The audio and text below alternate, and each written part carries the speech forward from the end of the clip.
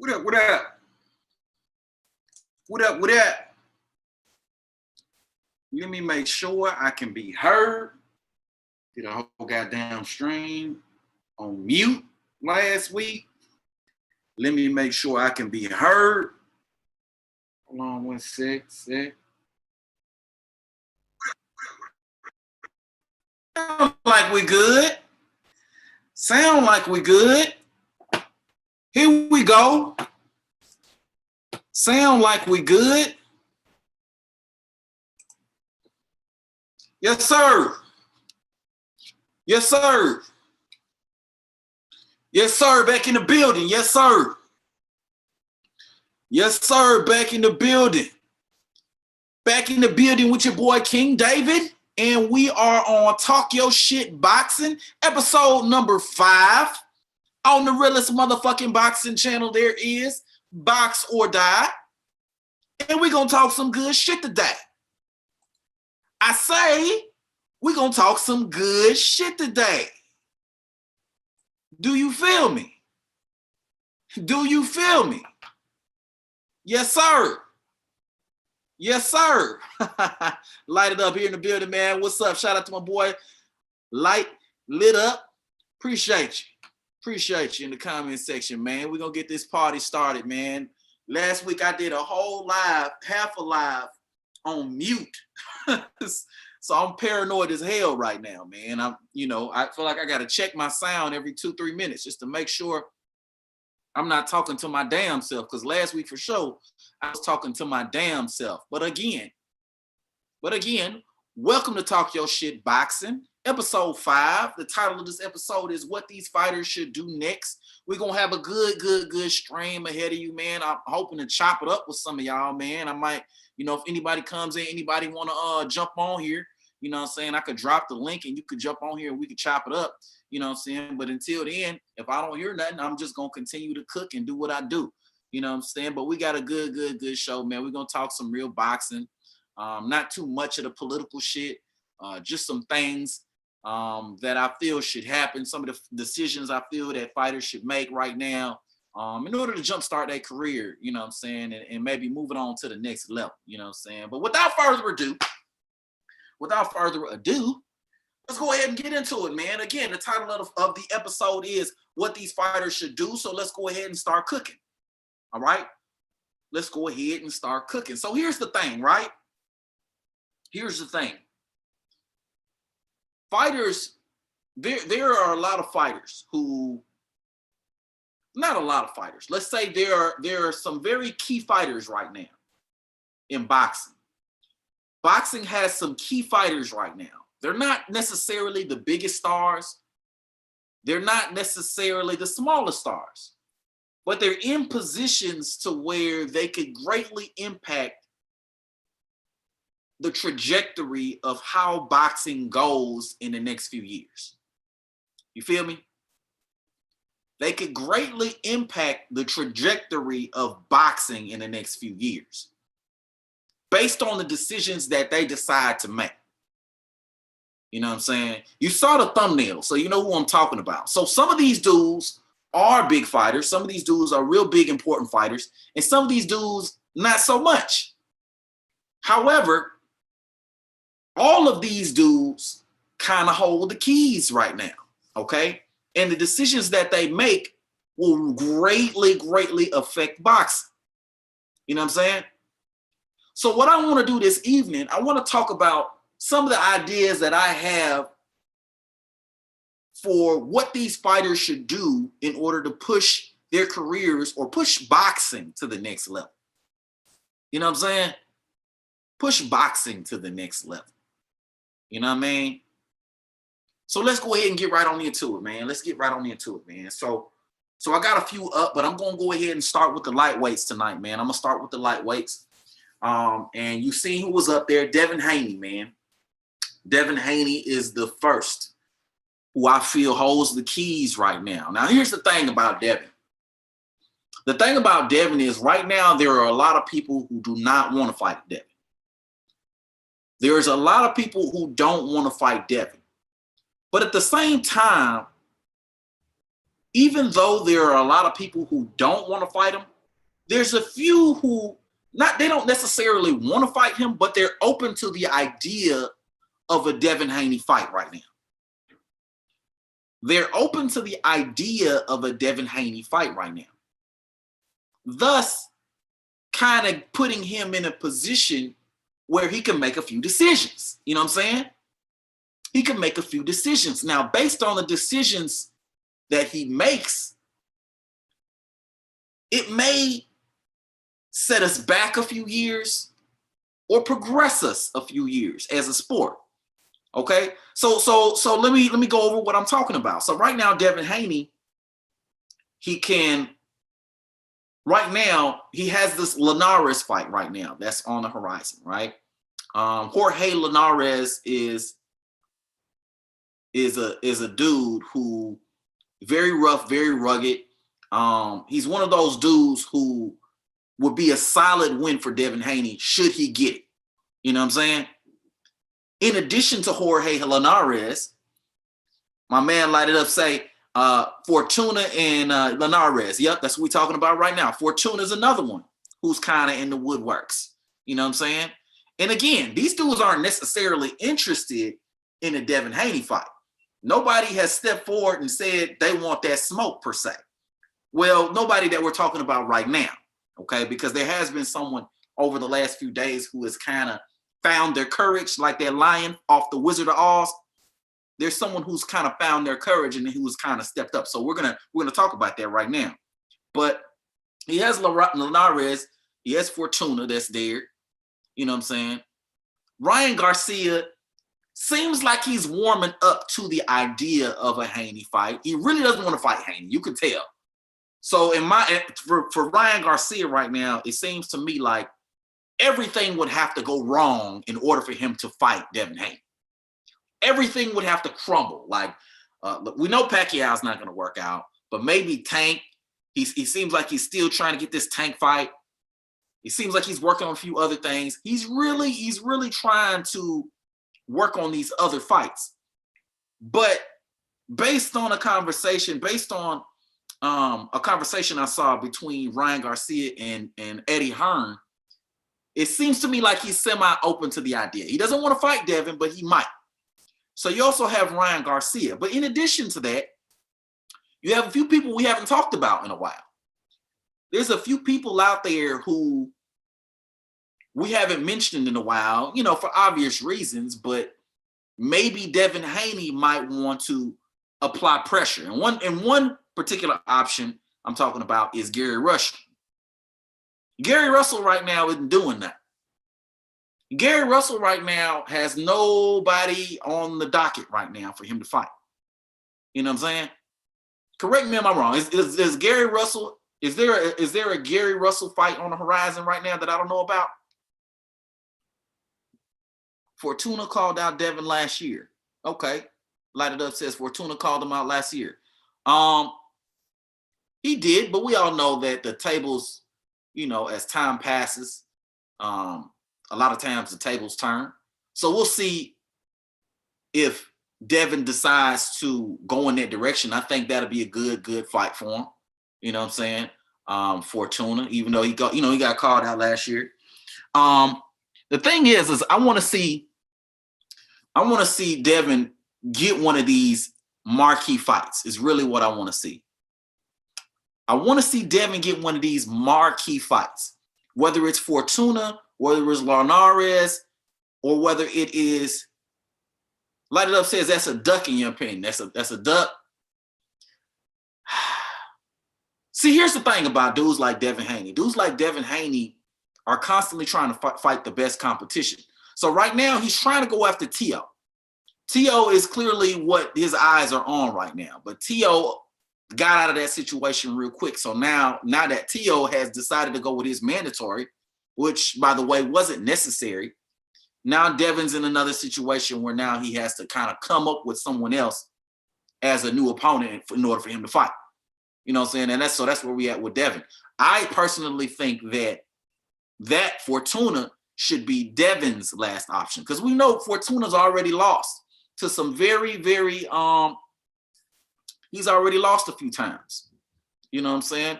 In some big step-up fights. So if Devin beats Fortuna, it's a good win for Devin. But overall, is he going to get the same credit he would get for beating a T.O.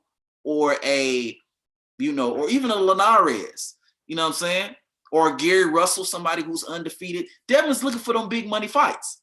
You know what I'm saying? Personally, I think right now Devin should go after, if things don't work out with Linares and, things already haven't worked out with T.O., I think he should go out. I think he should call out Gary Russell again. Gary Russell's ducking Warrington, Light It Up says. Gary Russell, man, he disappointed me last year, man. You need to check out my other live. I did a whole maybe like 15, 20 minutes where I was talking shit about Gary Russell and all the people that he was ducking. But the thing about it is, I would like to see Devin Haney, if this Linares situation don't work out, you know what I'm saying? If the Linares situation doesn't work out, to me, Gary Russell should be his next target. I feel like he should put some pressure on Gary Russell Jr., man. Right now, Gary Russell Jr. is waiting. He hasn't fought, and I don't even know how long. And it's high time that he took a big fight. And Gary Russell's reasoning for why he didn't fight Devin Haney in the first place was the fact that the paperwork wasn't right. Well, now we have time. Devin is not on the schedule for anybody. Gary's not on the schedule for anybody. So now we can make sure that paperwork is correct and we can get that fight done. Now we can make sure that gets done. That's a good fight for boxing right now, considering everything that's going on. All the ducking and dodging and maneuvering, all that bullshit that we hear about all these dudes doing. You know what I mean? That's what I would like from Devin right now. You know what I'm saying? Hold on a second. But here's the thing. In addition to Linares and Fortuna, Gary Russell, the biggest thing right now is Devin Haney was recently called out by Lomachenko. Now here's the thing, man. I don't like when these dudes get all emotional and they start talking shit like, he didn't want to fight me a few years ago. He didn't want to do this a few years ago. And then they want to turn around and do the same shit that was done to them. But it's like, bro, it's not the same situation, because at the time you were kind of an up-and-comer, even though I feel like Lomachenko definitely ducked Devin.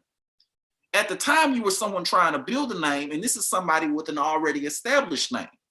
So win over this guy is something that you need on your resume. It's not the same situation. Leave your emotions out of the situation and fight this dude. Lomachenko called out Devin Haney. If I'm Devin Haney, I'm sending the contract right now to Lomachenko, and I'm trying to make that fight happen. Light It Up says Gary Russell and Haney would be a good fight and necessary for both of them. Yes, sir. Most definitely. They both need that fight right now. Who is Gary Russell going to fight right now? What is he doing? Who is he going to fight? I don't get what he's doing right now. What would be more beneficial to Gary Russell's career than a fight with Devin Haney? He could probably, I know originally the deal was maybe 1.2 or something like that from him originally to fight Devin Haney. But right now, if they were to try to make that fight happen, that's probably a good $2 million that Gary, $2 million, maybe $2.5 million that Gary could make away with after fighting Devin Haney. He was going to put up 4 for T.O., so maybe he can come up with 2 for Gary Russell Jr. I think that's more than a reasonable offer for Gary Russell. And I think Gary Russell should jump all over that. $2 million, $2.5 million. Now, granted, Gary Russell doesn't have the same type of leverage that Teofimo Lopez has with those 4 belts, but a win over Gary Russell Jr. for Devin Haney would be satisfying. That would be very satisfying to the boxing public who says Devin Haney hasn't fought anybody. Because that's the ongoing theme right now with some of the best fighters in boxing. We keep hearing this theme over and over again that he hasn't fought anybody. So we need to get these dudes into these fights that are meaningful to the boxing public. So we can't hear that anymore. You know what I'm saying? We need to get that into the ears of the boxing. We need to get these fights, get these tough fights under our belts so we don't hear no more of this. He ain't fought nobody no more. So that's where I'm at right now with Devin. That's where I'm at with him right now, man. You know, if Linares doesn't work out Actually, your first option, if I'm Devin, your first option should be Lomachenko. Fight Lomachenko. Get over all that emotional stuff. Fight Lomachenko. If Lomachenko doesn't work, go ahead and stick with Linares. If Linares doesn't work, go ahead and get Jorge Fortuna out the way. That should be Devin Haney's top 3 right now, list of priorities as far as to get done. That's what we want to see right now. Actually, no, I messed that up. It should be Lomachenko, Gary Russell, Linares, then Fortuna. He got 4 right now. That should be his list of priorities right now for Devin Haney, in my opinion, in order to shake up boxing and in order to take his career to the next level. A win over any one of those guys boosts his career, but that Loma win boosts his career to the next level.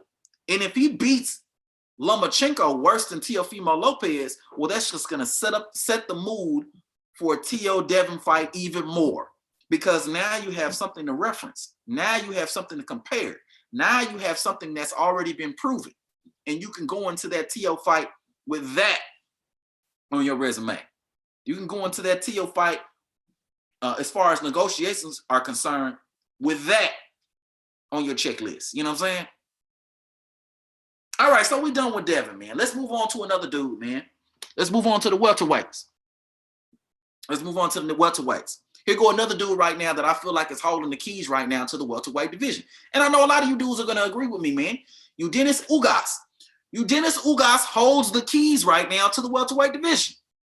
He got the keys. He got the keys to the welterweight division right now, Eugenio Ugas. And just like I said before at the beginning of this live, the dudes right now that hold the keys aren't necessarily the most popular or the best dudes or none of that.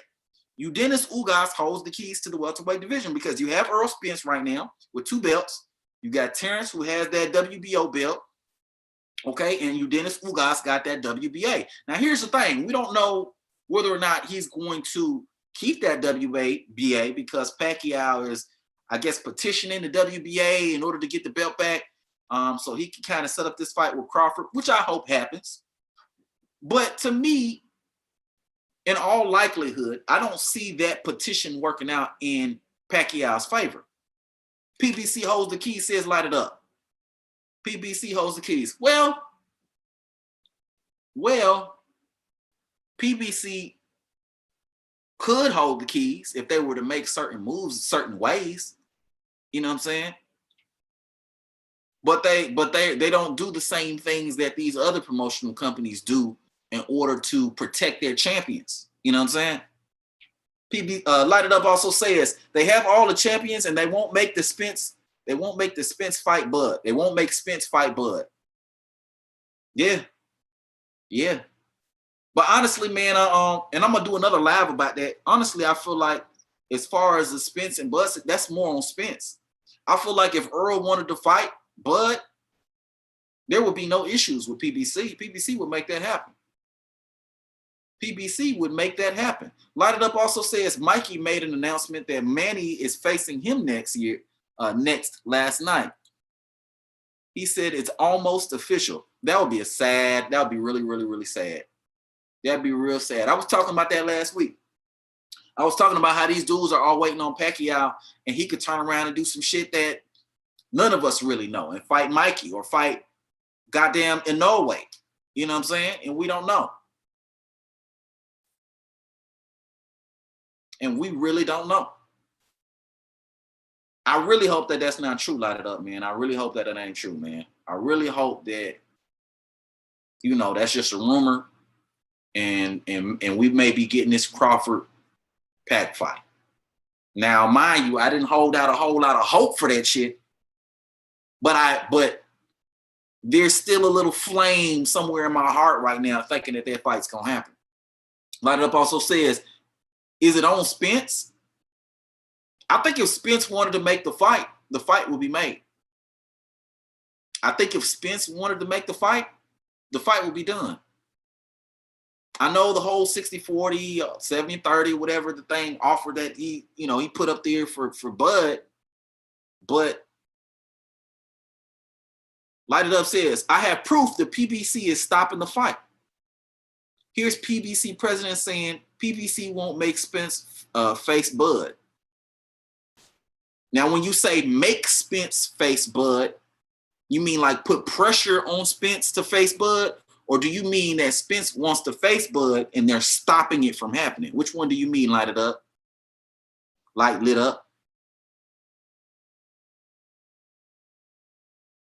Because those are two completely different things. If they're not putting pressure on Earl in order to make the fight, that's one thing. I don't see them putting pressure on Earl to make the fight anyway. I don't see them doing that. I mean, why would they? You know what I'm saying? Why would they? They feel like they're probably doing well financially with Earl, and they don't want to see him lose. They don't want to see him lose. And they probably figure the fight's not big enough to cash Earl out, you know, as far as them making all the money that they can make off Earl Spence. But at the same time, I don't see them standing in the way of the fight either.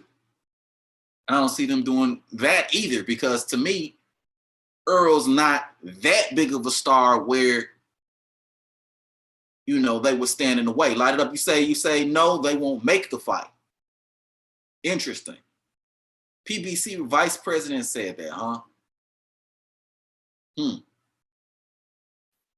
They won't make the fight?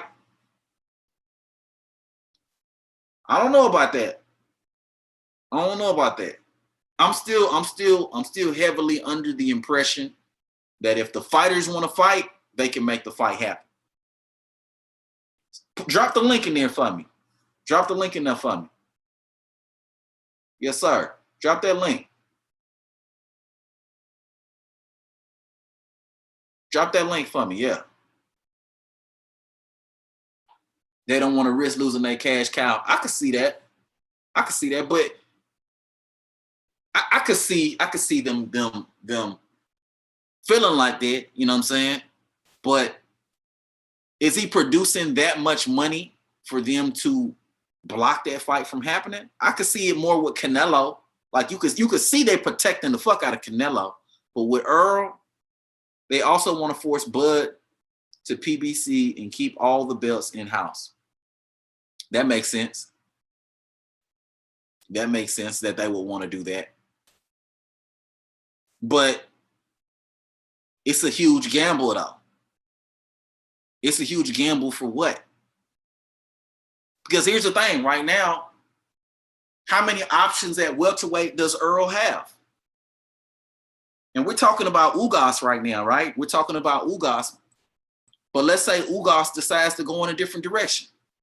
What's Earl going to do? Who is he going to fight? Is he going to fight Sean Porter or Danny Garcia again? You know what I'm saying? Outside of Sean Porter and Danny Garcia, the only other person who's credible in name is Keith Thurman.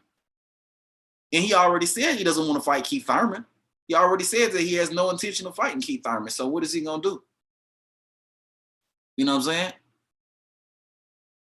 So it's a huge gamble to me for the PBC if they were to say, well, we don't want to make the fight happen. We want to keep Bud out the mix and we want to keep everything in-house. Okay, so now you're keeping everything in-house. You're making these in-house fights now. But now you got Earl left with no opponents. And you're recycling fights over and over. Best case scenario, worst case scenario, Earl's doing a Canelo. And Earl doesn't have the fan base to really do what Canelo's doing, even though, and speaking of Canelo, his numbers are failing right now. I want to see what this latest fight did. Well, your Jerem. I want to see what this latest fight did as far as numbers are concerned.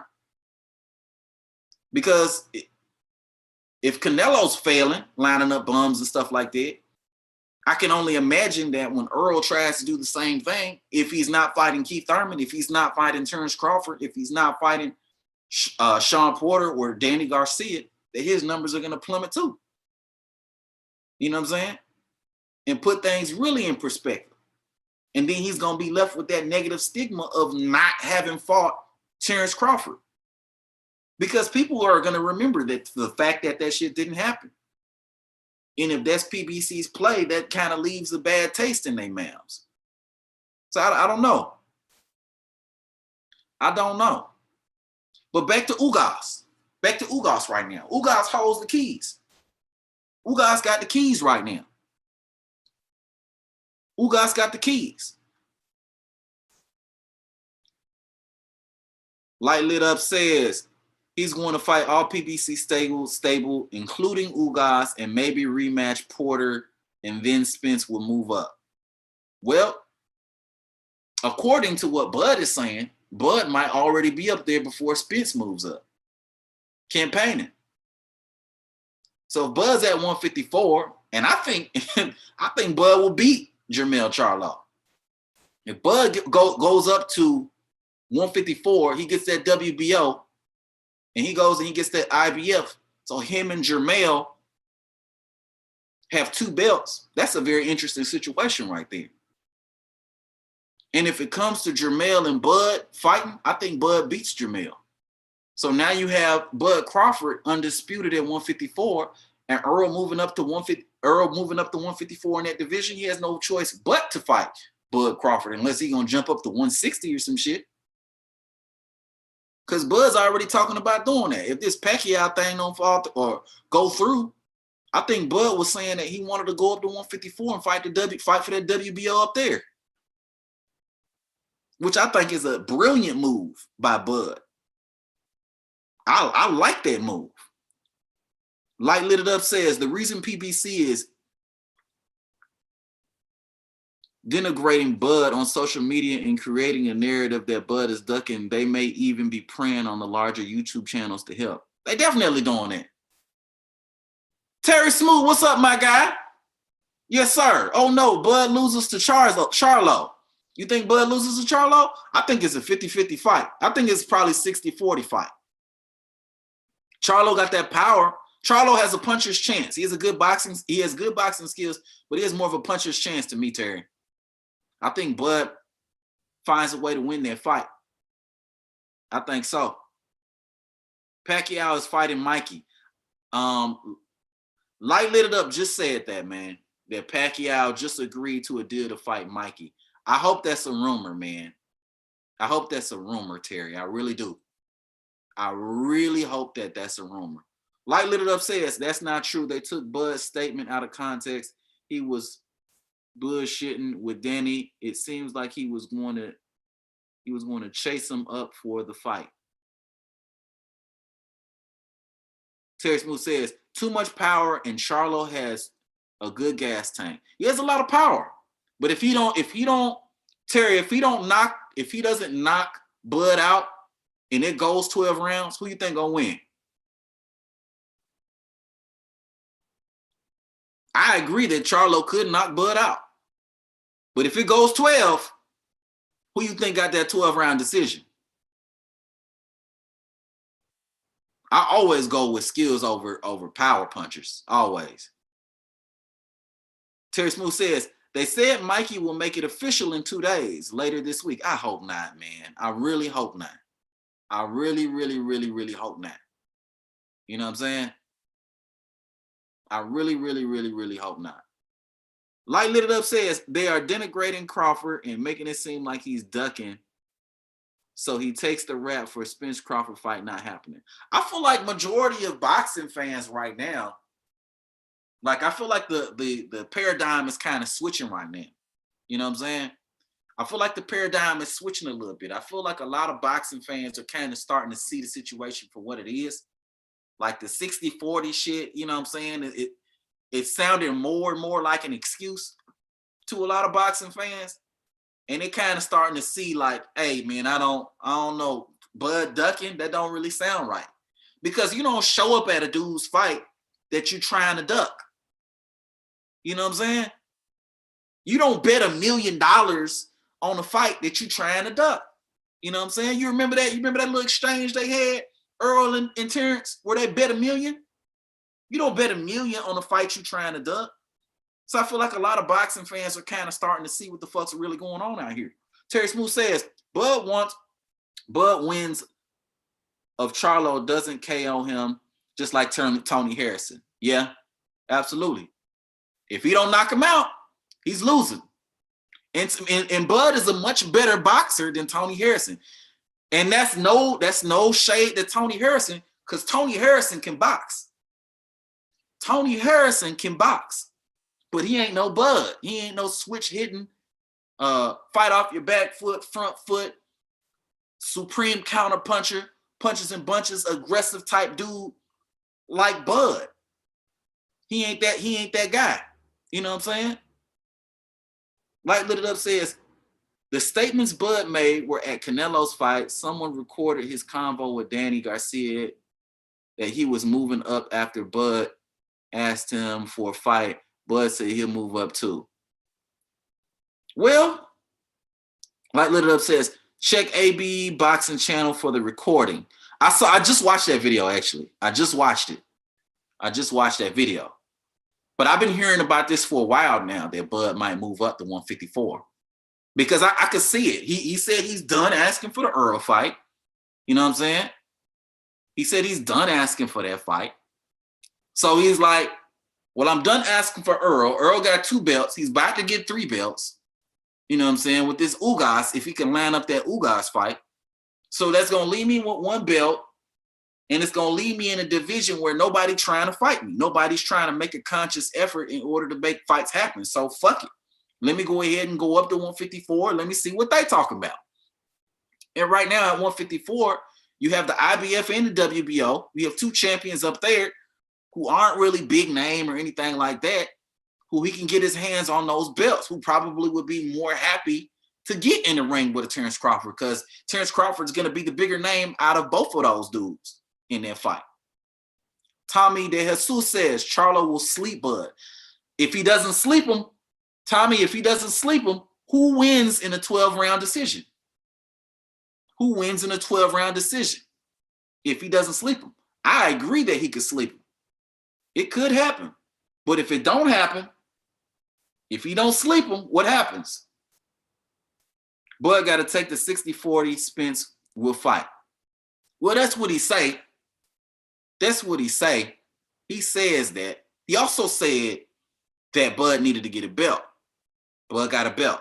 He also said that he wanted to fight Sean, and he wanted to fight Danny, and he wanted to fight Keith first. He fought Sean, Danny, and Keith. We still got no Spence versus Crawford. You know what I'm saying? We still got no Spence versus Crawford. Terry Smooth says Crawford versus Lara. Aries Landy Lara makes my head hurt, man. Aries Landy Lara makes my head hurt. Terry Smooth also says Crawford versus Jared Hurd is a great fight. Oh, yeah, I like that one. I like that one. Light It Up says, people were saying he's moving up because folks wanted him to grab Texera's belt. Texera would have been an easy fight for Bud. Bud runs 154 too, unfortunately. Yes, he does. That's why I'm saying it'll be a good move for him to go 154. He's sick and tired of dealing with Earl and Earl fans and all that bullshit. Fuck it. I'm going to go to 154 and see what's going on up there. Let me grab a few of these belts. Let me grab a few of these belts and see if Jermell Charlo wants to smoke. And Jermell Charlo, I've heard of him wanting all the smoke. Jermell Charlo seems like he wants all the smoke. I don't see him putting Bud through all this shit Earl putting him through. Spence jab will expose Bud. Tommy De Jesus says. Tommy De Jesus also says Crawford will stop Lara. I think so. Lara's he's up there in age. You know what I'm saying? Lara hairline starting to recede and stuff like that, man. He up there in age. You know what I'm saying? I think Crawford will stop him. Crawford will cut off the ring. Crawford will force him to do things he don't like doing. And Lara doesn't have the experience doing the things that Bud is going to force him to do. And he's going to get caught up, hurt, and possibly stopped at 154. Yeah. For real, for real. He's going to get caught up, hurt, and possibly stopped at 154 if Bud go up there and fight Lara. For sure. I agree with that, Tommy. I agree with that. I don't know about Spence jab exposing Bud, though. I don't know about that. You know who else had a great jab too? Victor Postal. Victor Postal had a great jab going up against Bud. And what did Bud do to Victor Postal? Now, I'm not saying that Victor Postal is the same quality fighter as Earl Spence, but I'm merely giving you an example that Bud knows what to do with somebody who has a great jab. Like Lit It Up says, 60-40 wasn't a real negotiation. Spence never contacted Bud people to negotiate. Spence just said 60-40 would be a reasonable offer to reporters on Fight Hype. This was quoted on Twitter and Bud pretty much said 60-40 ain't happened. There's never been a legit negotiation. Facts.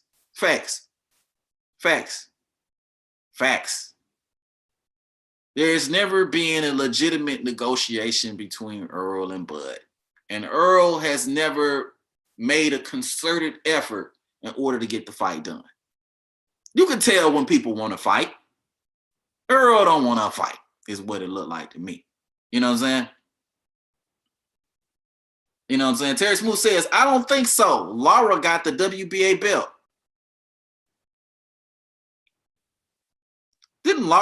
Does Lara still have that WBA belt? Bud get hit. He does get hit. He does, but not enough.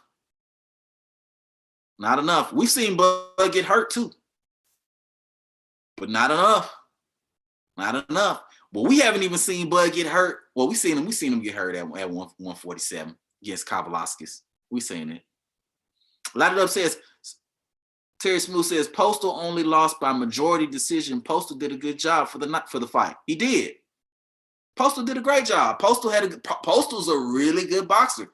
People don't give Bud credit for that Postal win. But guess what?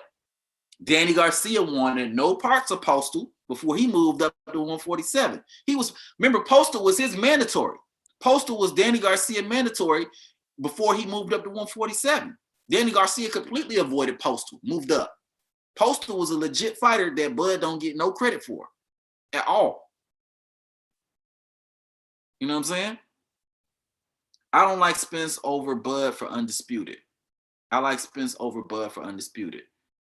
To me, Tommy, the only way Spence is getting Undisputed is if Terrence Crawford moves up to 154 and vacates that belt at 147. He's not beating Bud. There's a good reason why that fight hasn't happened yet. And I don't think it has a whole lot to do. My man, Light Lit It Up said PBC is in the way of the fight. He said a vice president is standing in the way of the fight. But to me, I feel like if Earl wanted to make that fight happen, he would make it. It would happen. And wouldn't be no networks or no managers or no promoters that would be able to stand in the way of these two dudes fighting if both of these dudes wanted to fight. Period, in my opinion. You know what I'm saying? Tommy De Jesus says he don't get hit, South Pole.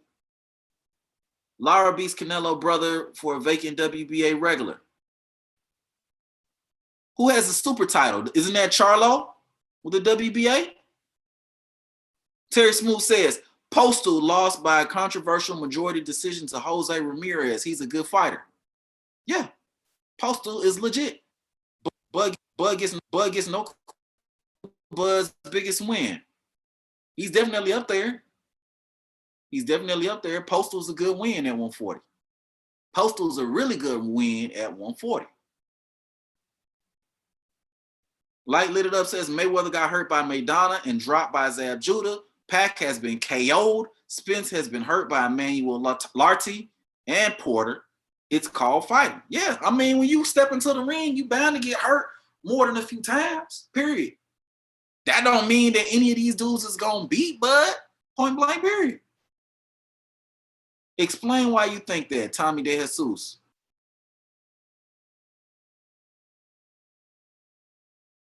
Terry Smith says Charlo has the WBA super belt. Lara has the regular. Okay, that's what I thought.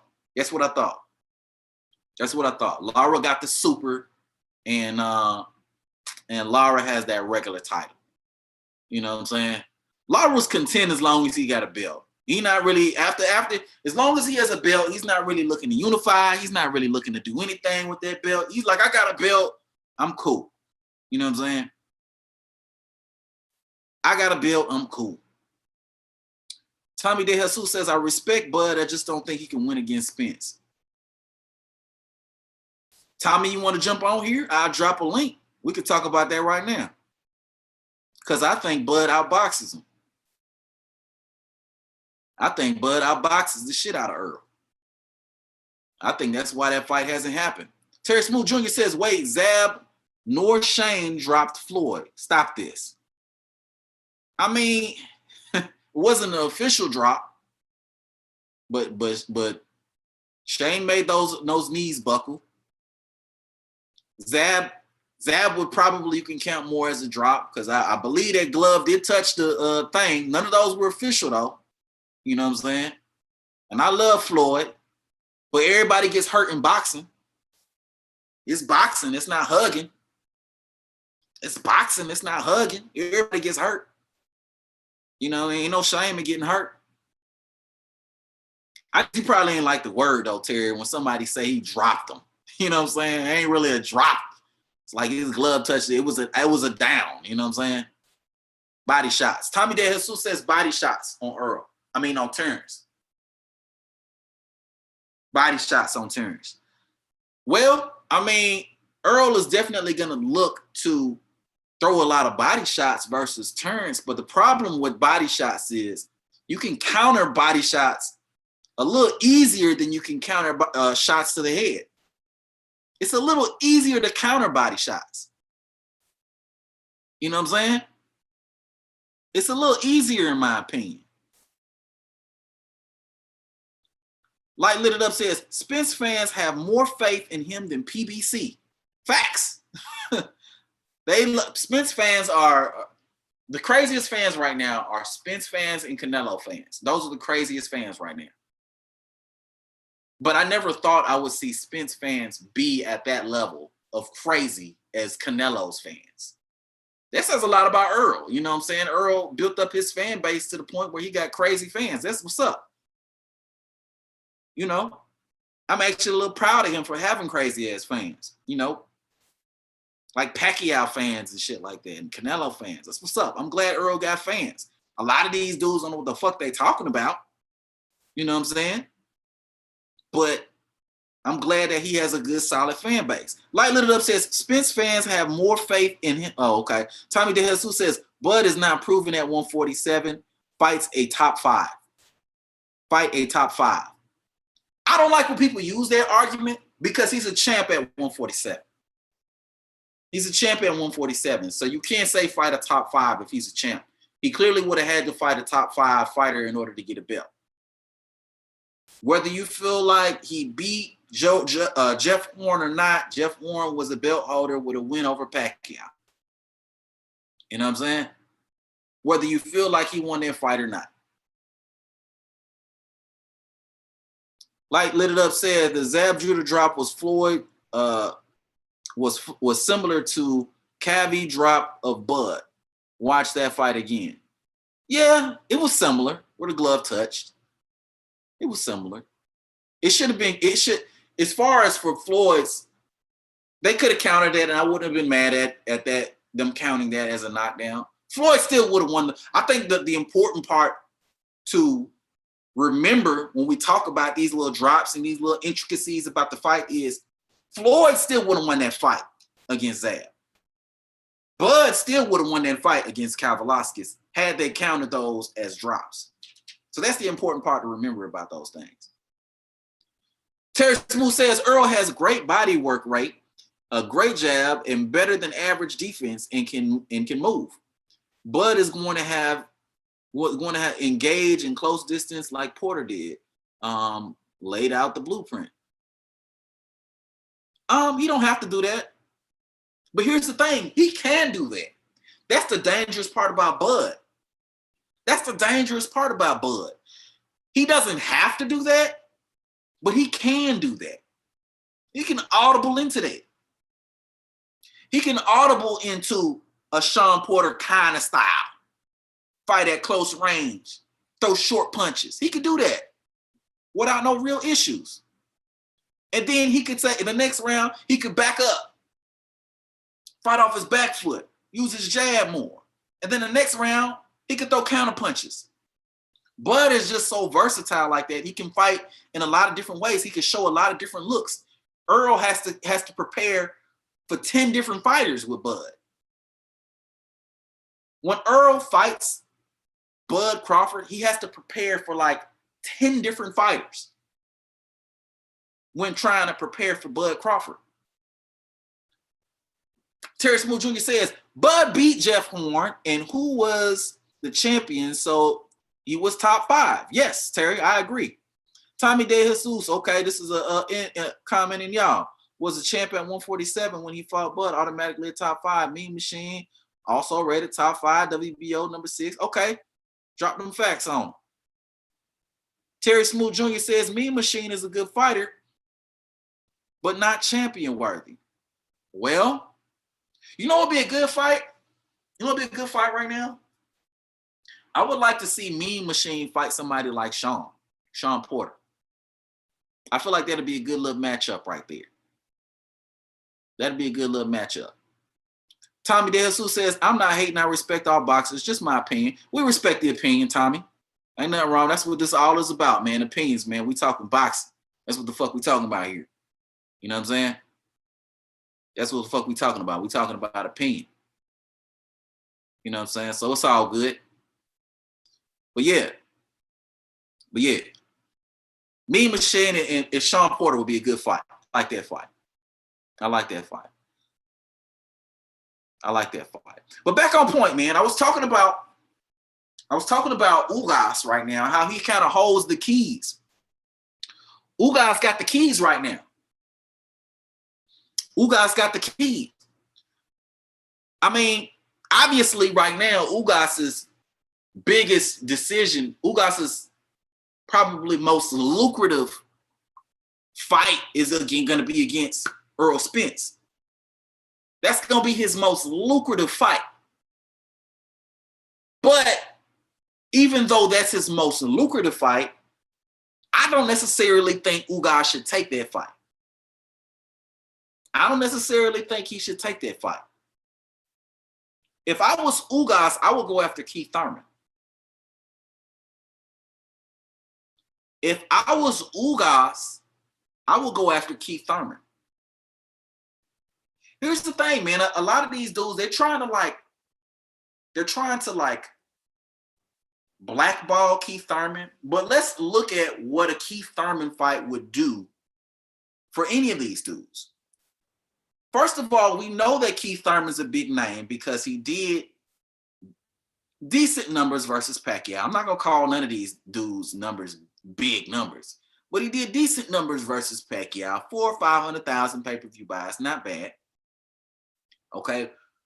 We know Keith Thurman has a history of, going on free TV and doing really good numbers on free TV. So in addition to the money, because you're going to get pretty good money, Keith also brings that credibility into the equation. And yes, I do think that Keith would be Ugas. But if I have to pick between Keith Thurman and Errol Spence, if I got to pick between Keith Thurman and Errol Spence, if I'm Dennis Ugas, I'm probably going to go with Keith Thurman because Keith Thurman has been off. He's been off for 2 years. He hasn't fought since Pacquiao. So clearly it's going to be a whole lot of ring rust on him. Keith is coming off injuries. You know what I'm saying? He just got married. There's a lot going on. There's a little more leverage in Ugas's favor in order to get that win rather than against Errol Spence, who just came off a good win versus Danny Garcia, where he beat the brakes off Danny Garcia. Earl has those belts, but that would be a bigger win for him to beat Earl. But if I'm Ugas, I'm like, well, it may be an easier fight, or it may be a better route for me to go ahead and go after Keith, see if I can beat Keith. If I can beat Keith, then go after Earl. That makes a little bit more sense to me. Keith Thurman will get will get gas paid if he wins. Tommy De Jesus says Ugas. Light Lit It Up says Thurman Ugas will be a good fight, but not after Thurman's 2-year layoff. Yeah, but that's what I'm saying. That's what I'm saying. Light Lit It Up. If I'm Ugas and I'm trying to decide who to fight between Earl and Keith Thurman, and I'm looking at Keith Thurman and I'm seeing he just got off a 2-year layoff. Okay, he just got off a 2-year layoff, injuries, a marriage. He got a lot of shit going on. But in addition to that, he also brings money to the table. Keith Thurman has done big numbers. This is probably a fight that could go on PBC and do pretty decent numbers. Actually, pay-per-view might be a little much. Pay-per-view might be a little much. But even for Earl, it would be a little much to put Ugas in on pay-per-view with either Ugas or Earl. But if I'm Ugas, I can probably get the same payday, but I'm getting a vulnerable fighter who I have a better chance of beating. Because to me, Earl's style is all wrong for you, Dennis Ugas, man. Earl's style is all wrong for you, Dennis Ugas. All wrong for him. Earl beats the break off you, Dennis. He beats the break off you, Dennis Ugas. He beats you, Dennis Ugas light skin. He beats the tar out of you, Dennis Ugas, man. You know what I'm saying? And that's not to diminish you, Dennis Ugas, but it's a bad stylistic matchup. It's a bad stylistic matchup. Tommy De Jesus says, Ugas better be paid. He's not winning Keith or Spence. I don't think so either. I don't think he's beating either of those guys. But he has a better chance of beating Keith than Earl. He's not beating Earl. His style is all wrong for Earl. Earl's going to be cutting off that ring. Earl's going to be digging to the body. Earl is going to be hurting Ugas. Earl's going to be hurting Ugas. But if I'm Ugas, man, I'm gambling. I'm going after Keith. That's a closer fight, in my opinion. If I can get past Keith Thurman, I still have that Earl Spence fight waiting for me right after that. That's what I'm thinking about if I'm you, Dennis Ugas. That's what I'm thinking about. You know what I'm saying? All day. All day. You know? And at the same time, it's still two very good fights happening. Two very good fights happening. But this brings me back to what Earl. You know what I'm saying? Because if Earl doesn't get this Ugas fight, who is he going to fight? If for whatever reason you Dennis Ugas doesn't go with Earl, who is Earl going to fight? That's why I say you Dennis Ugas holds all the keys, because he can fight Keith or he can fight Earl, and whatever he decides to do, it changes the entire boxing landscape. It changes everything. Ugas is tailor-made for Spence, says Tommy De Jesus. You're absolutely right. I see the ass whooping coming, Tommy. I see the ass whooping coming. It's going to be a vicious ass whooping if you Dennis gets in there with Earl Spence. That style is all wrong for him. All wrong for him. You know what I'm saying? It's a good fight. It's a tough fight. It's not a dog walk by Earl, but Earl beats the brakes off of him. So here goes the thing too, right? Well, to back up, that's why I say Earl holds them. Ugas holds those keys. That's why I say Ugas holds the keys right now. You know what I'm saying? But let's go ahead and move on, man. Let's move on. Let's move on. Appreciate you, Tommy. Appreciate you. Yes, sir. But let's move on, man. Let's move on to let's jump up the middleweight. Let's jump up the middleweight. There's a dude at middleweight right now. There's a dude at middleweight right now that doesn't hold any of the keys per se, but is very important as far as what happens to the division, what happens in the division. Okay? You got Triple G up there with 2 belts. Got Jamal with 1. You know what I'm saying? You got a few things going up there. at middleweight. Tommy De Jesus says Ugas got a good double jab. He does. He has a good jab. But Spence eats him for breakfast, man. If I'm Ugas, I'm going with Keith Thurman. If I'm Ugas, I'm going with Keith Thurman. Or maybe I even look for Sean Porter again. To go back real quick. I'm going with Keith Thurman.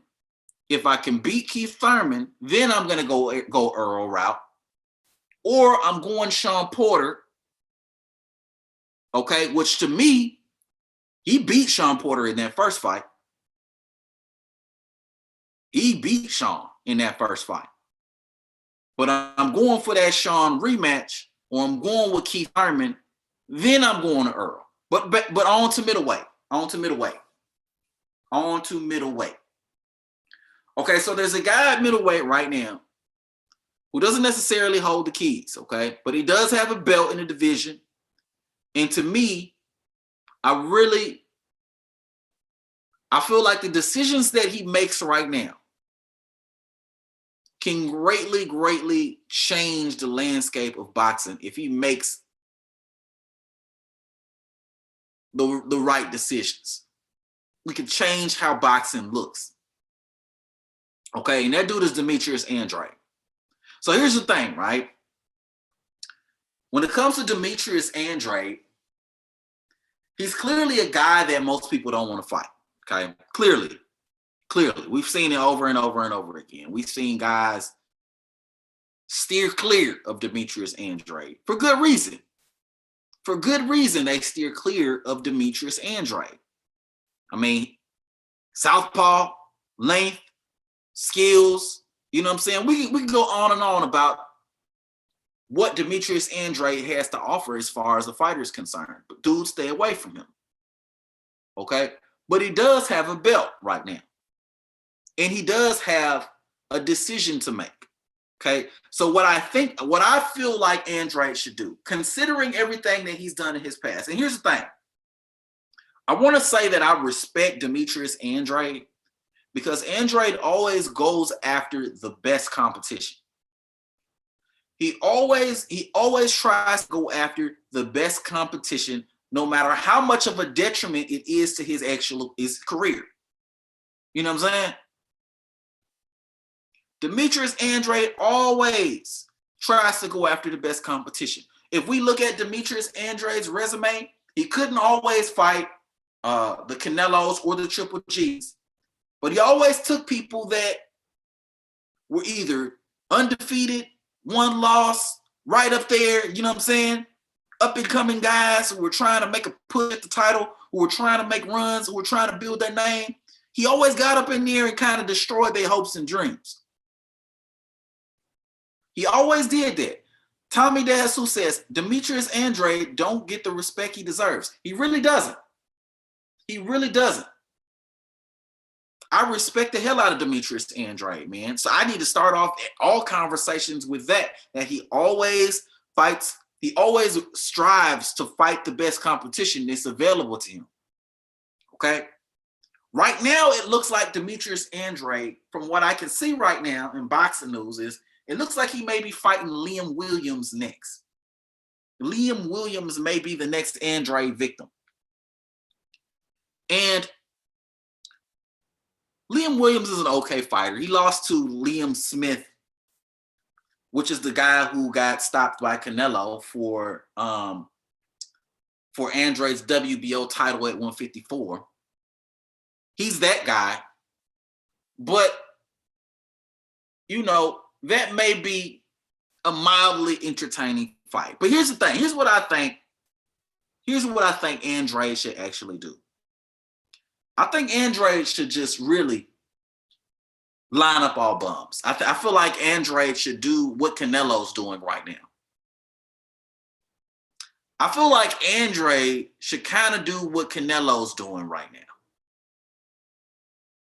I know y'all, anybody on here gonna be looking at me sideways. Anybody watching this gonna be looking at me sideways, and I get why. But if I'm Demetrius Andrade, I've already made all the effort there is to make in order to fight these guys. I've already done everything that I could do to fight these guys. I've already sacrificed everything that I could possibly sacrifice to fight these guys. And nothing has changed. Nothing has changed. There's still people walking around here saying I ain't fight nobody. There's still people walking around here saying that who have I fought? Who have I fought? Who have I fought? Nothing's changed.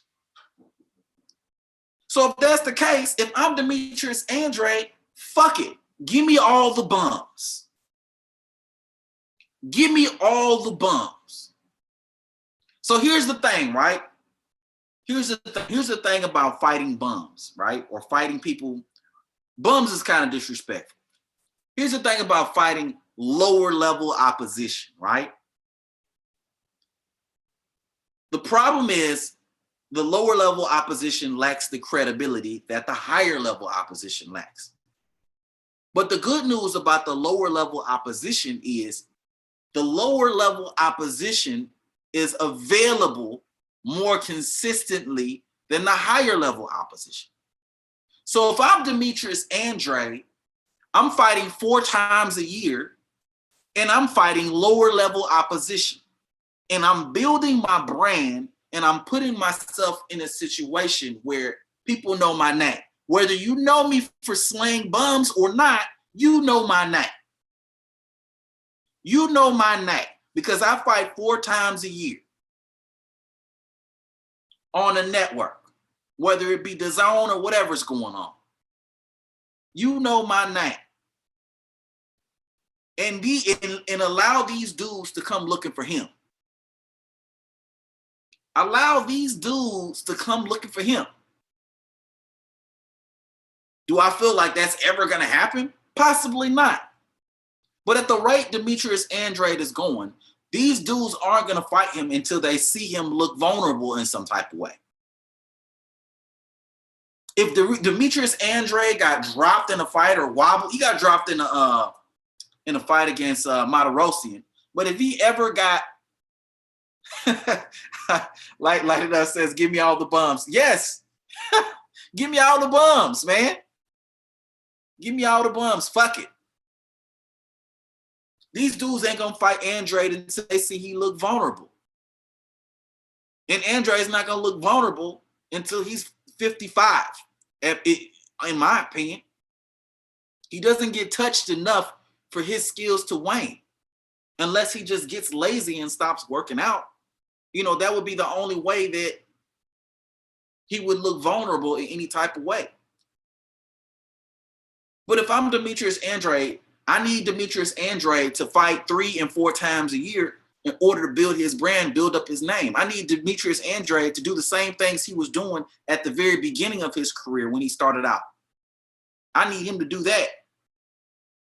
I needed him to start slaying these bums, getting these dudes out of there. Stop trying to go after the best competition because we see how that's working out. Do something different. Do something different. Terry Smooth says Earl should fight Jamal James for the WBA regular belt. I didn't see that earlier. Jamal James. Yeah. He could do that. He could do that. You know what I'm saying? Does it give him a lot of impact? Right now, it seems like Earl is belt hunting. You know what I'm saying? He's definitely belt hunting. But it's a very selective belt hunt because Terrence got a belt at 147. So Earl figures he going to get all them other belts. You know what I'm saying? That's where he at with it right now. But yeah, back on point. That's what I'm doing if I'm Demetrius Andrade. I'm fighting 4 times a year. I'm fighting lower level I'm fighting dudes like Yildirim. Dudes coming off of losses who haven't fought in 2 years. I'm fighting dudes like that. Because you're not getting the recognition for fighting the top quality dudes that you're fighting and you're not getting in the dudes that are top quality that you're trying to fight, them dudes don't want to fight you. So what are you left to do but then to just go ahead and fight who you want to fight and take those easy wins? People are saying they're easy wins in their tomato cans anyway. So make them actually be tomato cans, in my opinion. You know, but if I really hope that this Liam Williams fight goes through, you know what I'm saying? I really want for Demetrius Andrade to have some good news, man.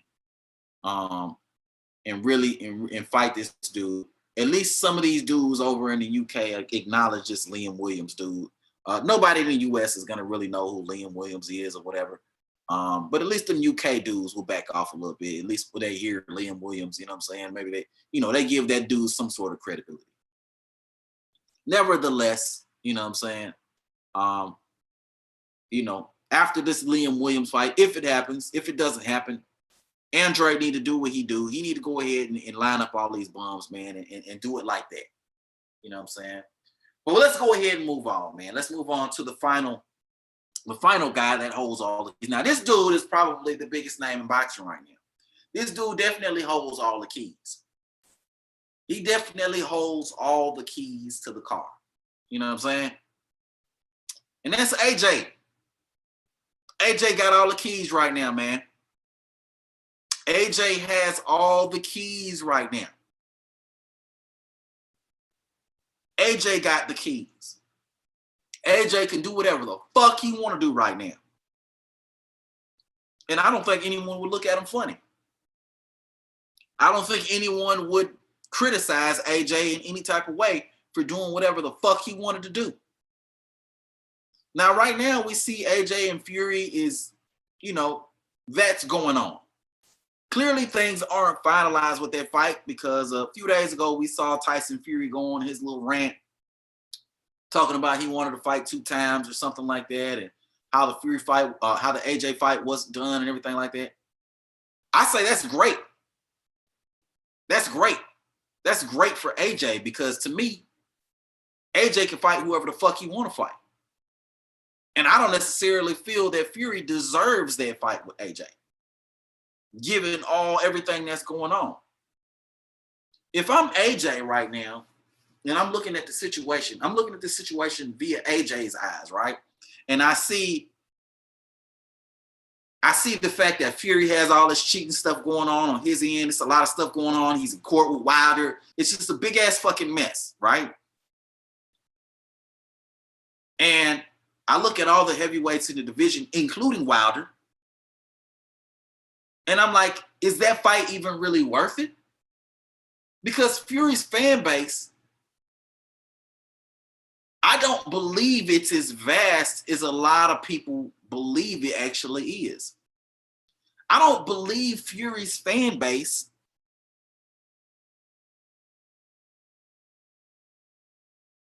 is anywhere near the level of an AJ or even a Wilder. Wilder AJ is still a bigger fight than Wilder Fury, in my opinion. And if I'm AJ,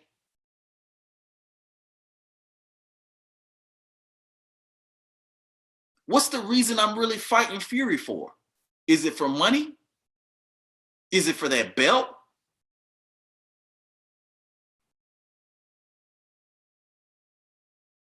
But Fury may vacate that belt anyway. He may have to, given everything that's going on with this situation. So, do I really want to fight AJ? I mean, do I really want to fight Fury?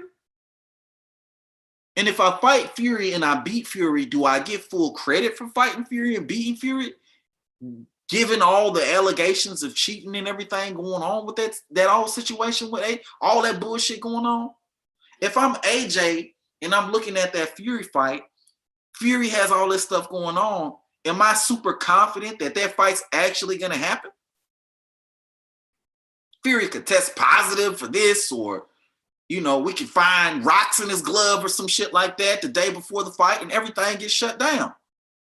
We don't know what the fuck is going on with Fury. And I think it's super risky for AJ. And when I mean risky, I'm not talking about the actual fight. I'm talking about the possibility of the fight actually happening. I think it's super risky for AJ to put all his eggs in one basket with somebody is all over the place is Tyson Fury. I don't know that I want all my eggs in that basket because it could turn out to bite me in the ass in the long run. And whether you believe anything about Fury's cheating past or not, you got to admit there's a lot of shit coming out. Like Light It Up says, I think Wilder versus Joshua is still a big fight too. I don't think AJ should risk a fight for Fury. I don't think he should. 100% like Light It Up. I'm with you 1000%. I think even without the cheating shit, right?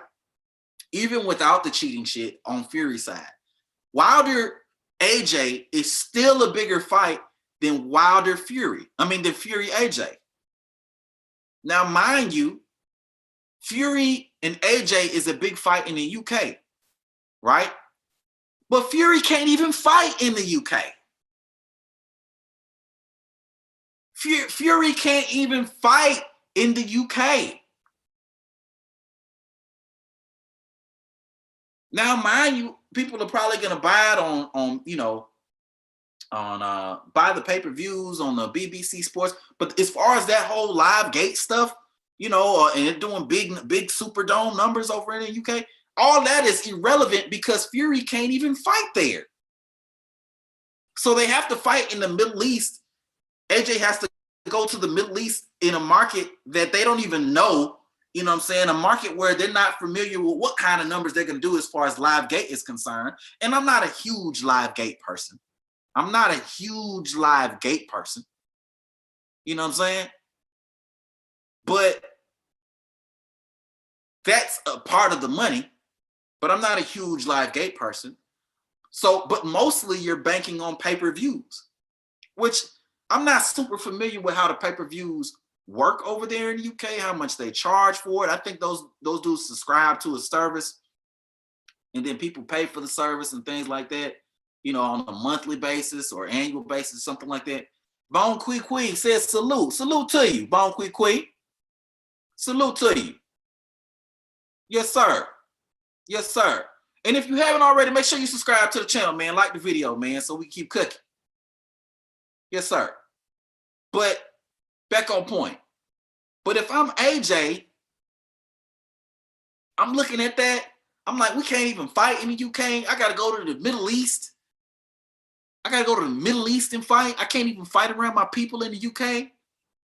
I'm fighting a dude that virtually doesn't even really have a following really like that. Be real, ain't nobody buying no fucking Fury fight. Fury fights were boring as shit. When Fury fought Klitschko, I couldn't even watch. I couldn't watch that whole fight at one time. I had to watch like 3 rounds, take a nap, and then watch another 3 rounds, take another nap, and then watch another 3 rounds. Fury ain't got no fan base like that. Bone Kui says, Fury's too strong for Joshua. He won't even get past the reach. He's going to struggle like Wilder. Size does matter.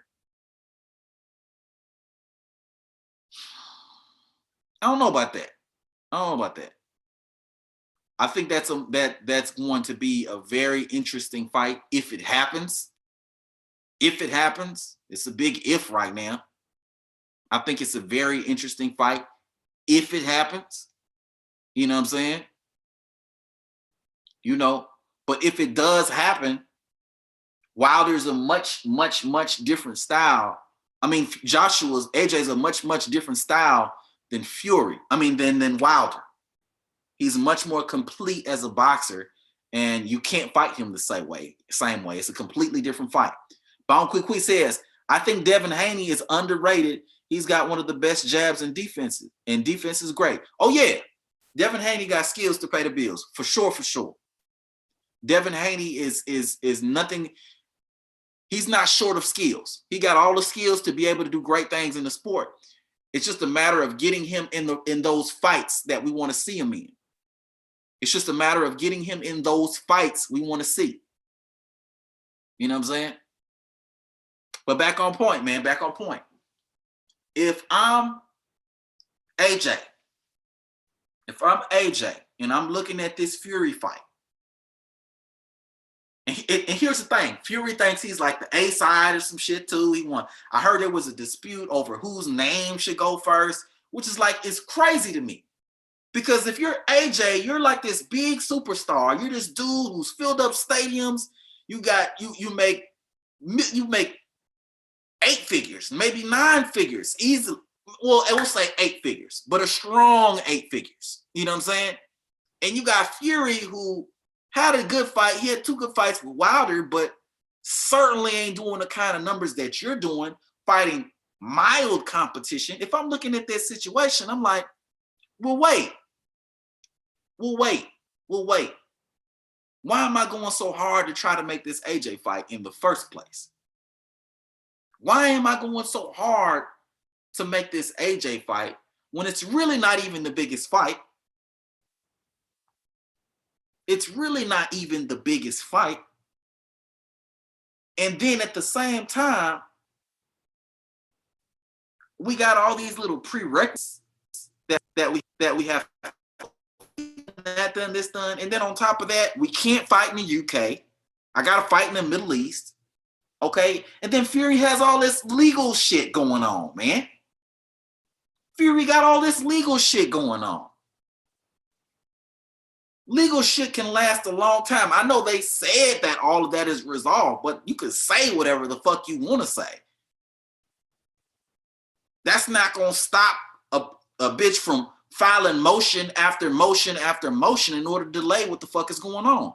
Bone Quick says, I think Wilder has more of a chance against Fury than Anthony Joshua does. And Bone Quick also says, I would like to see Usyk Joshua fight at some point. All good fights. Does Wilder have a better shot against Fury than Joshua? I would say so, because Deontay Wilder's equalizer, which is that right hand, is always going to be a huge factor in any fight. And Fury, anybody who's fighting Wilder, you always have to be aware of that. You always have to be on guard against that at all times, which is great if you're Wilder, because you can feint a lot with that. You know what I'm saying? You could use that and you could do a lot of other things with that. But we're going into some other shit with that. But I think in general, the AJ Fury fight is just a different fight entirely. I think it's much more of a chess match. I think AJ can fight off of his back foot. In general, Wilder doesn't really have the ability to fight off of his back foot. And it just makes for a completely different fight altogether. You know what I'm saying? A completely different fight. I think that's still a 50-50 fight, AJ and Fury, if it happens. AJ and Fury is definitely a 50-50 fight, 100%. But back on point. If I'm AJ, I'm like, Fury got all this shit going on, and then I could probably make more money fighting Wilder. Really? And we could fight in the UK. Wilder don't have a belt, which is a problem. But I don't know how much longer Fury gonna have that belt. Fury might have to drop that belt.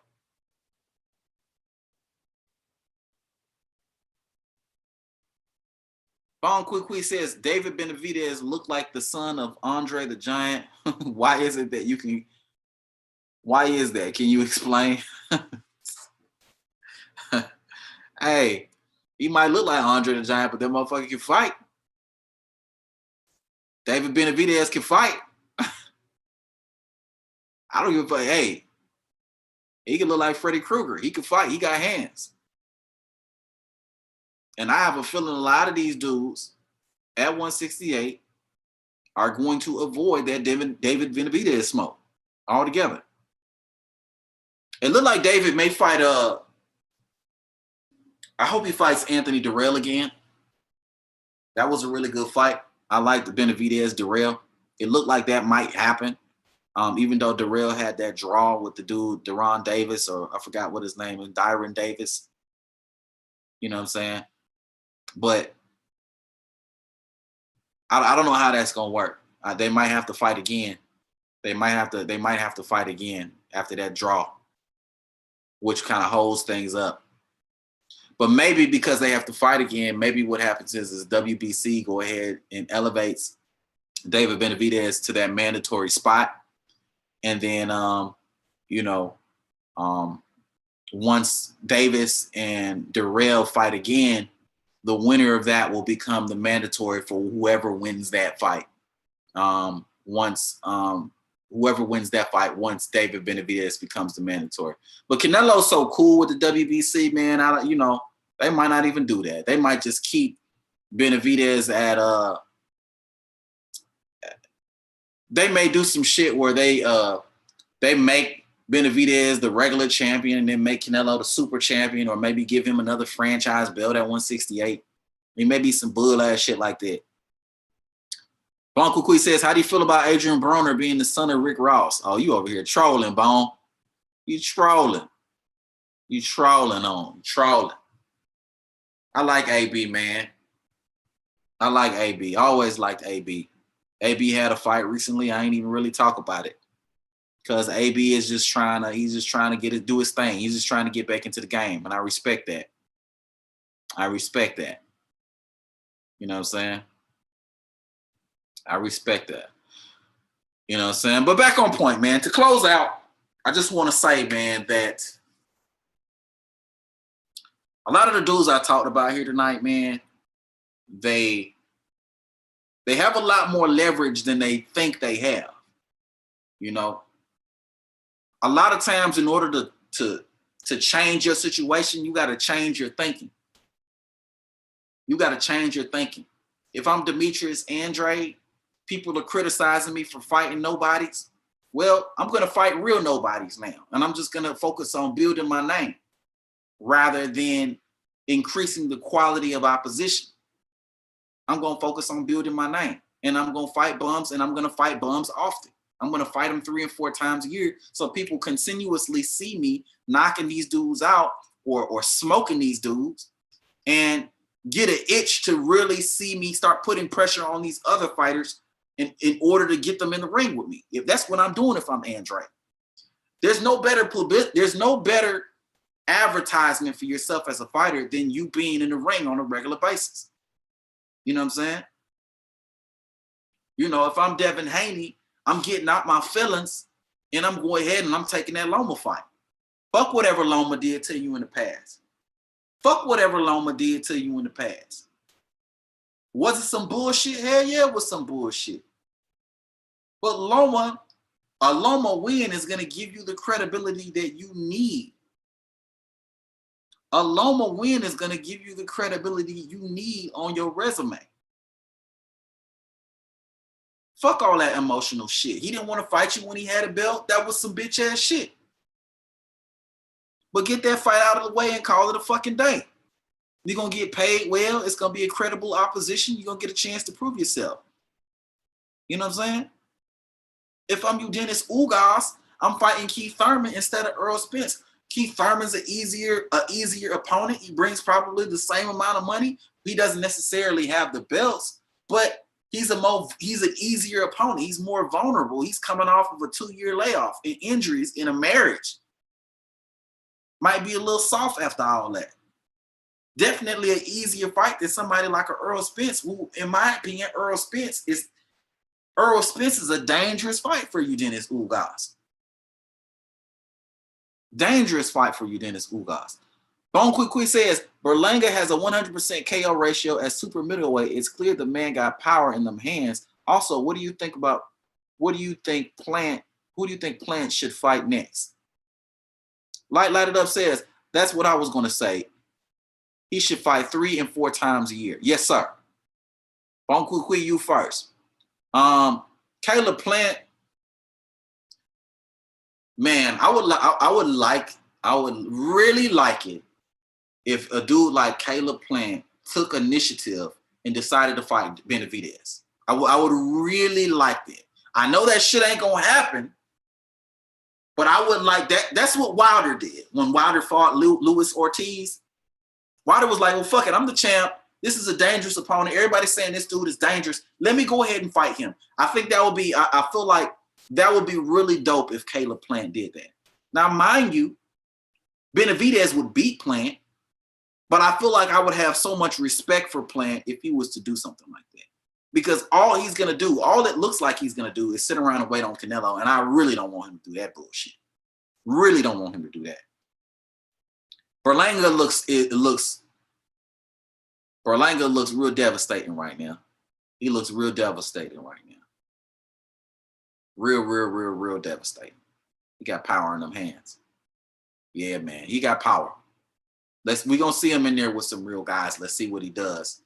I want to see what happens when he gets touched up too, because we haven't seen that yet. You knocking people out in the first round, in the second round and shit like that. We don't really get an opportunity to see what happens when you get touched. Do you have a chin? How do you react when you getting beat the fuck up? So that's going to be very interesting to see what that's like. But Berlanga looks real promising, man, right now. Looks real promising. His guy is Tito Trinidad. I definitely see a lot of Trinidad in Berlanga right now. A lot. Light It Up says, that's what I said. I was going to say he should fight 3 or 4 times a year. Absolutely. And that's the thing. If you're going to fight bums, right? If you're going to line up all bums, if you're going to go on a bum quest, you know what I'm saying? A bum fest. If you're going to start fighting lower level opposition, you got to make sure you're fighting frequently. You can't just do that and then fight once every 2 years. That's where that's where the problem starts. That's why guys like Canelo and guys like these other dudes get so much criticism, because they only fight maybe once a year, once every 2 years. And then when they fight somebody, it's some guy who's ranked number 8 or some guy who's coming off of a loss or some guy that nobody gives a fuck about. But wait, we only saw you one time this year. We only saw you one time. So like, what the fuck? And Andre definitely needs to do the opposite of that. He needs to throw that recipe in the garbage. Fight at least 3 or 4 times for the year. Fight lower level opposition. Fight consistently. Get your name out there. That's what needs to be done. And if you got to take a little bit of a pay cut in order to fight more frequently, you need to do that, because that's going to be a long-term investment. That's an investment that you're going to be making in your future, because you're going to be building up your brand.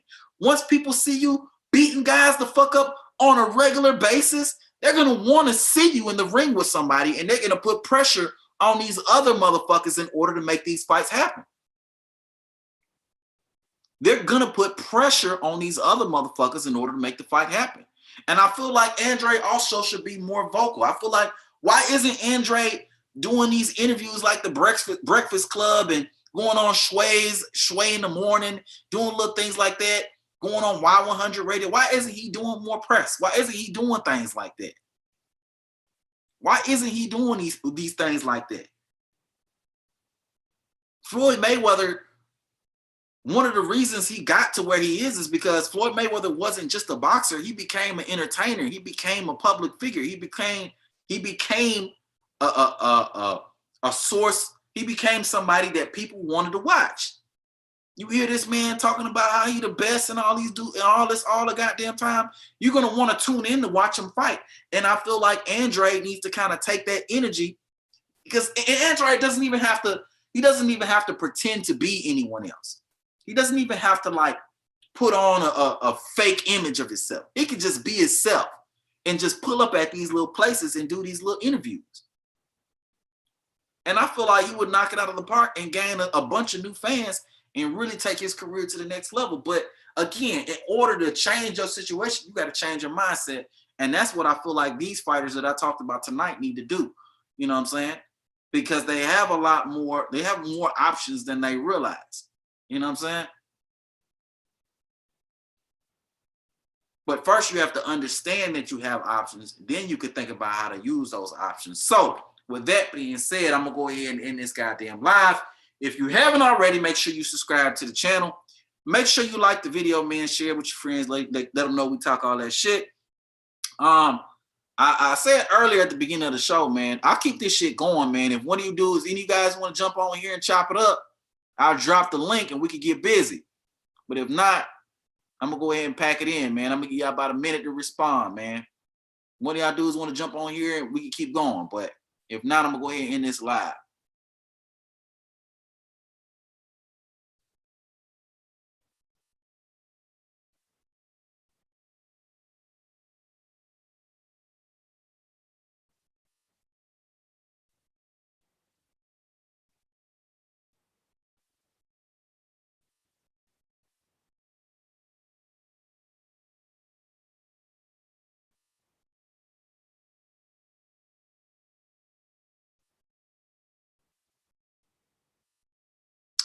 All right. Ain't no, don't all y'all run at once. Well, shit, man. I'm gonna go ahead and end this goddamn live, man. I'm gonna end this motherfucker, man. But man, y'all been great. If you rock with me this long, I appreciate you. Appreciate you, man. I will be back for late night boxing talk, 11 o'clock Eastern Standard Time. You know what I'm saying? We're gonna be talking some good shit then. But until next time, man, I'll let y'all later. Peace.